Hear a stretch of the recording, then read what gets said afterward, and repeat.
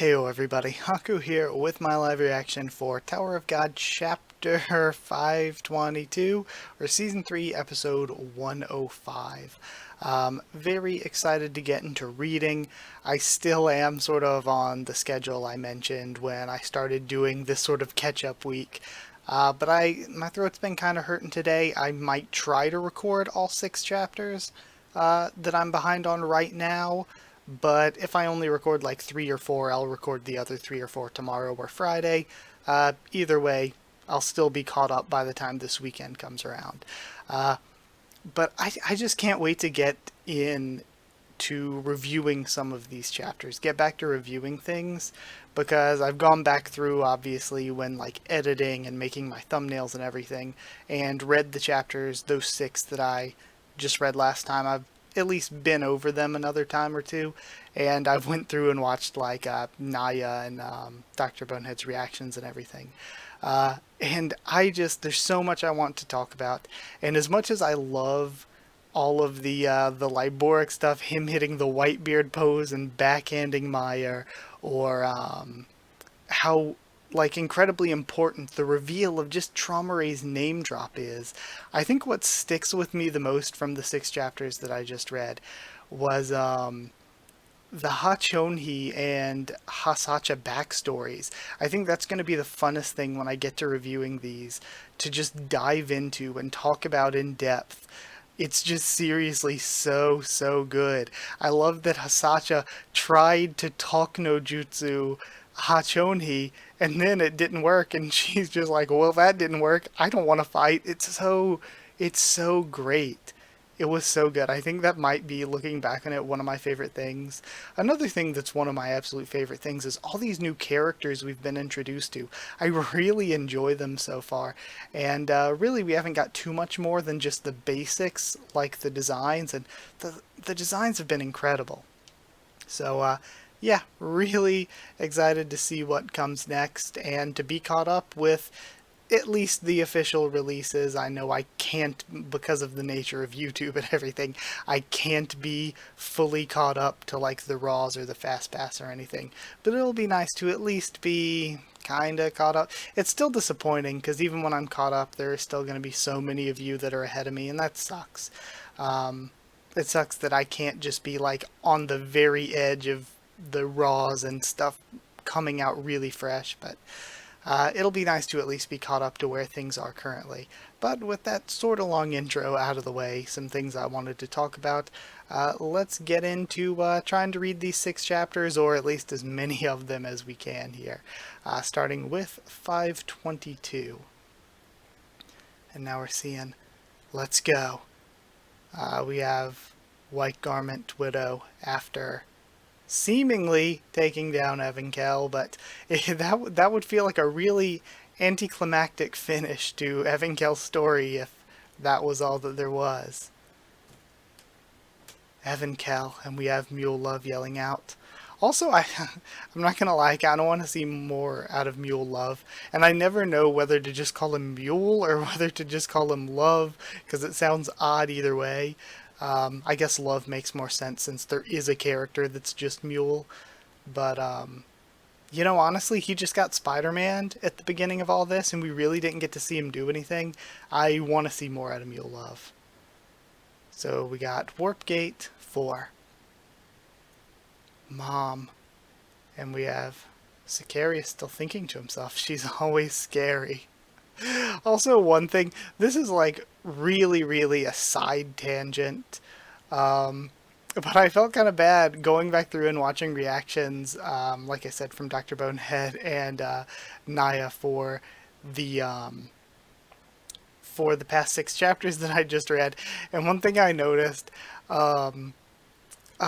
Bonehead kept calling the anima creature Shinwei, and I was like, I think I feel bad. I hope that isn't picked up from me, because I know that, you know, he was always commenting on my videos and stuff before he started making his own videos.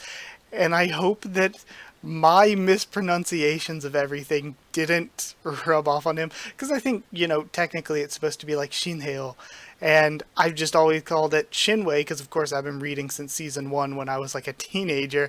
So, of course, I'm a teenager knowing nothing about Korean or anything. And I'm just like, the way that word's spelled, Shinwei, I always call him Grace Merche Leslek, even though I think it should be Merchia.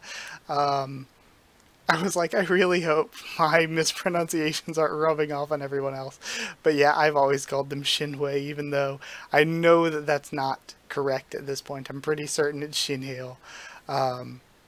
But moving along, that was just something that I just remembered where I was like, I hope like, there's probably a chunk of people that have, like, picked up on my mispronunciations, or because, like, there's no anime, like, for so many manga I read, I then watch the anime and I'm like, okay, I know how to pronounce this now.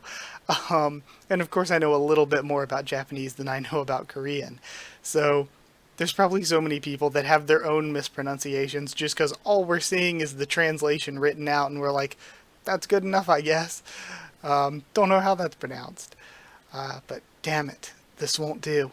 I don't know why those monsters are coming through that gate and we have him mooring up the blue shield, but if the enemies keep coming like this, everyone in the cat tower will be wiped out. I can't let that happen. Yo, and is he pizza cuttering himself out? It looks like he is. Sicarius notices. Mule Love getting to save the day.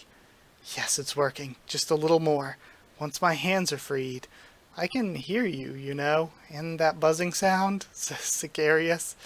Gah, and he gets webbed some more. Poor Mule Love, not looking great. I can't see anything through these spider webs. My arms are completely bound too. I can only move my legs. My legs? Why didn't I think of that earlier? Alright, let's go.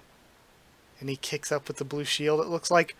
Yo, and slices through the pillar to free himself. That fatty controlled Shinsu with just his feet. Hey, watch it now. And he cut the pillar. And we see, oh man, looks like he freed himself because we see him swooshing out down there. I'm free! His face! All that practice with the blue shield is paying off. Alright. What's that? And now we have... that easy? Does he just have to, like, pull the lever? That's obviously the control panel that opens the prison. I'm amazed by how fast the pace of this plot is. I can free the hostages. Where do you think you're going? And Sicarius is chasing him. Damn it, he followed me. Yeah, why wouldn't he? And we see him dodging some more. Don't pretend to be fast when you're just a pig. I mean, he did call his mom a man, so The release point. Oh? Is hidden in the arm. Deception. He just tricked him. I can't see. You just final flashed him. That fat bastard. He lands by the control panel. Nice. Opening this will release the hostages. I'm sure they'll help stop the enemies. So many buttons. Which one opens the prison doors? Whatever. I'll just go with the biggest one. And he pulls down the lever. Of course. It's what you would naturally do. Huh? And then... what on earth? They all look confused. Oh yeah, that's right. I kind of totally forgot that they were at another pile of cages that apparently isn't the same pile of cages that Cha and Cha's group was at. But I'm just remembering that Paul's people were there. So maybe they can help. I don't know how Paul's people are going to be any more helpful than Evankhell, given that they got sort of murked by Jordan and Death Lady. But still, what's going on? And the cage is open. The prison doors, they're open. The prison. Alright. And we see Grande and Tall released. Yo, okay, Berdish might be able to help. I'm hyped now. I love Berdish. I love Berdish. Berdish is one of those characters, like, I love watching Nighty Hemming's reactions and him just being so all in on Mule Love, because sometimes you just vibe with random characters, and I love that taken to such an extreme. British is one of those characters I've always just liked. What happened? The prison opened. We're finally free. Like, I mean, British isn't one of my favorites or the best example of me just vibing with a random character, but I really do like British a lot. Freedom! It worked! The prison opened! Look at how fast the pace of the plot is. You seem to emphasize that a lot. Really, though, this isn't even that fast-paced, honestly. All he did was avoid Sicarius and open the gates. Like, I don't know, it didn't seem that fast-paced to me. Damn it, it's not time to celebrate. There's a battle going on. Look over there. Where'd all those soldiers come from? I thought I heard a loud noise, but this is way too many. Everyone, those soldiers are Zahard's army. They're on the same side as those who locked you up. We have Captain Buggy, Mule Love. We must fight against them in order to get out of here. Please, help me destroy the gate. That fatty. Crap, what do we do? Are you scared? What choice do we have in this situation? We have to fight if we want to survive. Yo, we have British not under the mind control. Let's go. Let's fight. So excited for this. And they start fighting all the soldiers, but I was going to say taking down all the soldiers, but nah, some of the K9 people aren't doing so well, I think. And then we have the same shot of Evankhell on the ground again now.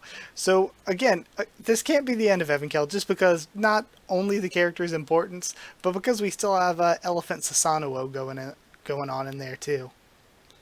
We see the flare light up.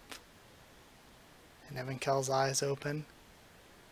Those uneducated mutts.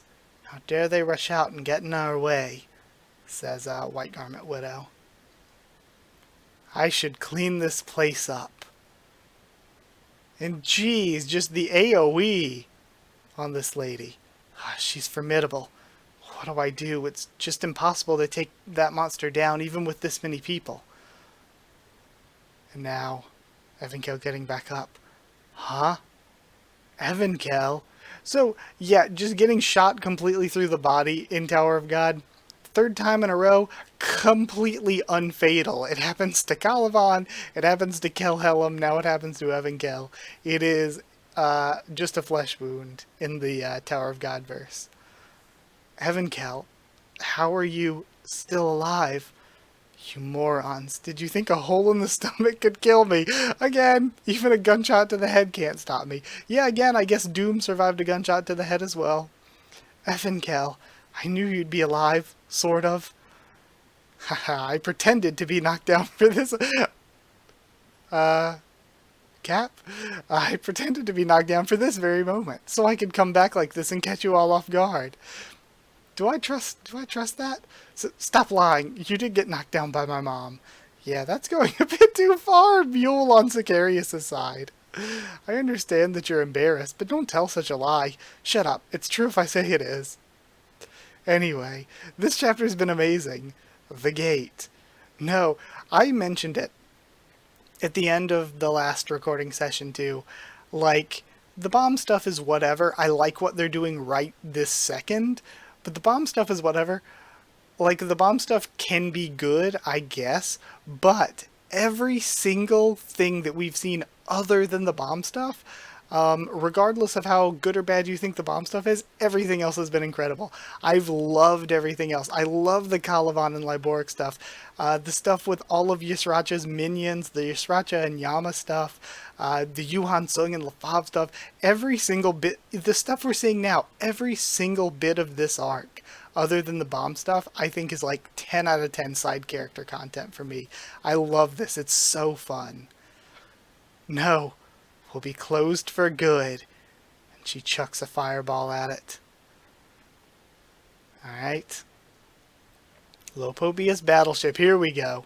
Stallion, you've been selected for the family leader's guard as you wished. Why are you still complaining? I'm not complaining about you and me being selected.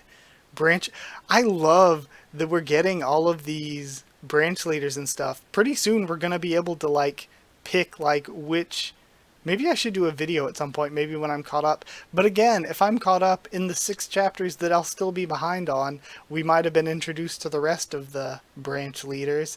So my branch leader video might just be like dead on arrival, you know what I mean? If I'm trying to like piece together the branches and stuff. Because we got the Windbird branch, we know there's the Grey Wolf branch that Elaine is from.